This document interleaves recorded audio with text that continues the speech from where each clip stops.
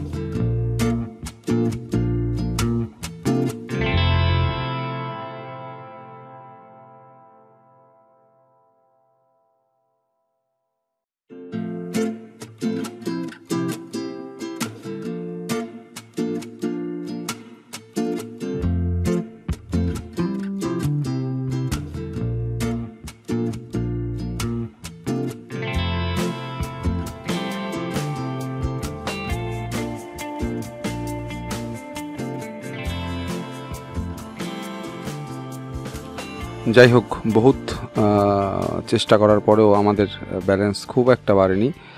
দেখতেই পাচ্ছ এটা 3-এ বসানো আছে 37, তো এটাও ধরো আর কি পেলাম না, কিছু করার নেই। 2.25 শেষ হলো। মূলত বিষয়টা হচ্ছে এখানে একটা রিস্ক আমাদেরকে নিতেই হবে। তো রিস্ক না নিলে পরে আসলে গেইন করা সম্ভব না। আমাদের ব্যালেন্স 505, আবারও হিট করলাম। দেখা যাক কি দাঁড়ায়, কিছু করার নেই। ওই 37 টাকা 10-এ মারছি এবার। আমাদের এটা 158 টাকা 1.5-এ বসানো ছিল, এটা পেয়ে গেছি 742 টাকা। ওই 37 টাকা 10-এ বসানো, জানি না কি হবে, কতদূর যাবে, তো দেখি কি হয়। যাচ্ছে, এখনও কেটে দিতে পারি, কিন্তু আসলে রিস্ক নিয়েই রেখেছি, গেইন করেছি আমরা। সুতরাং দেখতেই পাচ্ছ আমাদের ব্যালেন্স এখন 1112 টাকা।